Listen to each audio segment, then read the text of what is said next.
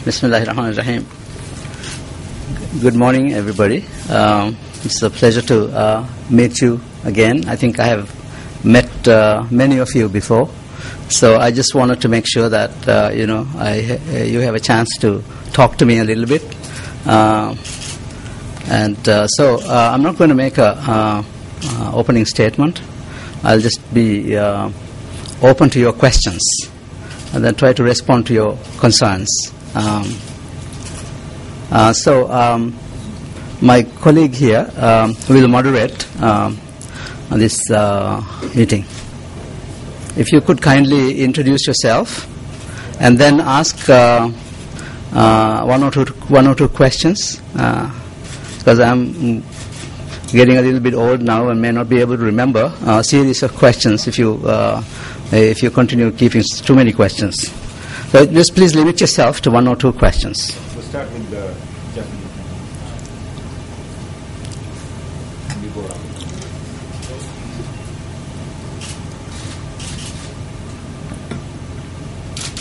My name is Arai from a Japanese paper, Yomiuri. I understand there is an arrest warrant for Mr. Nasheed. What will do with it? It's not what I will do with it. It's a police process. I just hope that they will not be too enthusiastic about restraining him, because I really want to. I really want everybody in this country to offer former President Nasheed the respect and the safety that he requires. The government is committed to his personal protection. So it also requires a little bit of cooperation from his side, because it will be very difficult for the government to ensure his personal protection for his bodyguards and security. If he keeps on sneaking out and joining demonstrations, then it's really very difficult for us to do the job of giving him that security. So I just hope that he will also provide some cooperation. Our objective is not to inflate what is going on, but to help calm down and get into a dialogue where we can come to an understanding on how we move forward towards the next election. President, so you mean so far you don't arrest him? No, he's free. He's moving around, and I understand he was about to travel today to the islands, but he's completely free. I am sure you are free to meet him anytime you want if he's available. He's able to participate in meetings and speak to anybody, meet anybody he wants. Is that all for your questions? Yeah, thank you. Okay. Mr. President, I'm a journalist from Shanghai Morning Post, China. I have two questions. Number one is, Mr. Nasheed said that he needs a snap election, but you said the current environment was not conducive to holding free and fair election. I don't know why. The second question is about many travelers worried about the security in Maldives, especially in Malay. What do you think about it? Thank you. Okay, thank you. With regards to the demand for an election, the Constitution has a solution to the problem, and that solution is when the President resigns or is unable to perform his duties, then the Vice President has to step in. And so what has happened is the constitutional process has been followed, and if you also know that the next election is not very far away. In fact, so about a year and a half before the next election.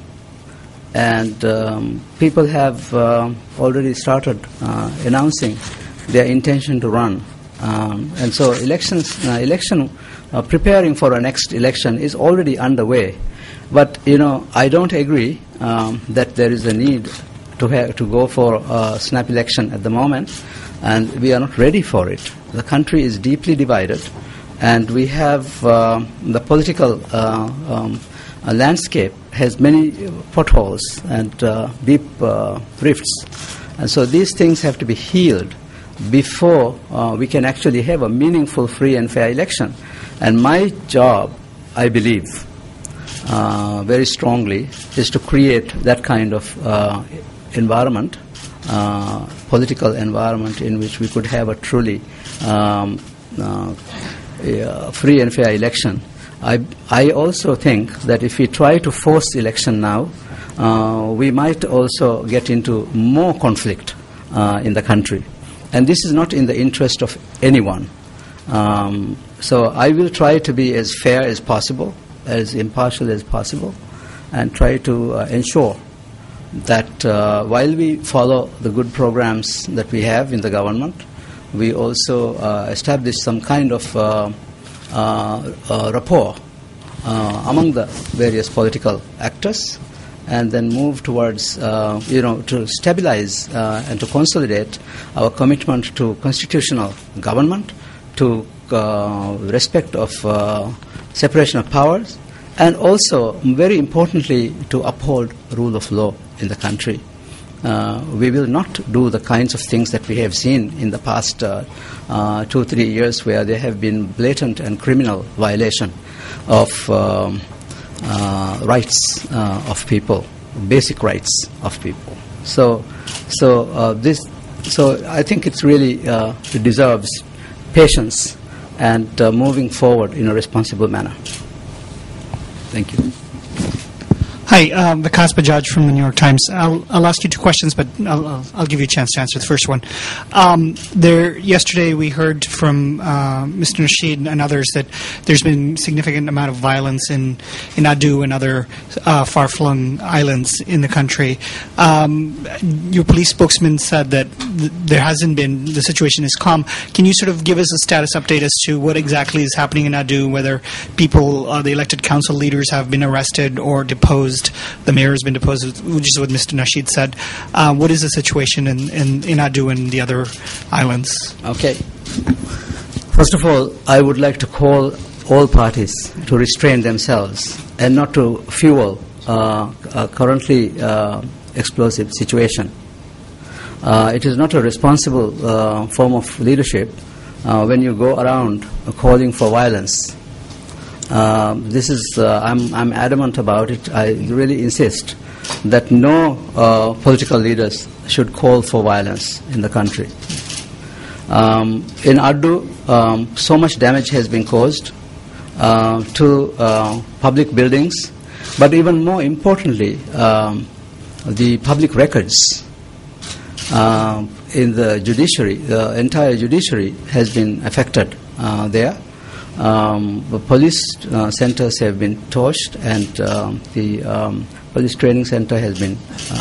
But this has come following call by MDP, President Nasheed's supporters, for violence in a recent demonstration, as you know.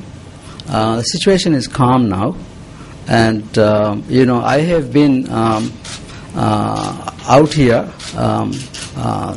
extending my hands and hoping that there will be more response. I have talked to colleagues in MDP.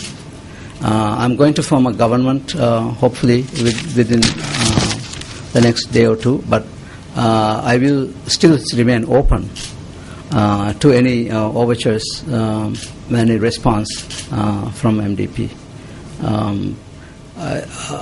So yes, in short, your question, to answer to your question, is there has been extensive damage there, and that will take millions and millions of dollars of investment to recover that.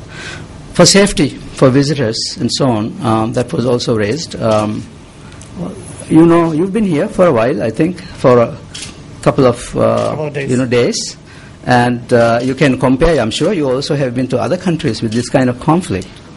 We have had all government offices open, all schools open, hospitals working, and resorts functioning, and so on. So, despite the fact that we've had deep differences and conflicts, the country continues to function everything continues to function here. And I am greatly thankful that no foreign national has been to any harm, as far as I know. And all the tourists who are coming to Maldives are completely safe. And it is for you to judge. Although there is tension underlying, the situation has remained relatively calm.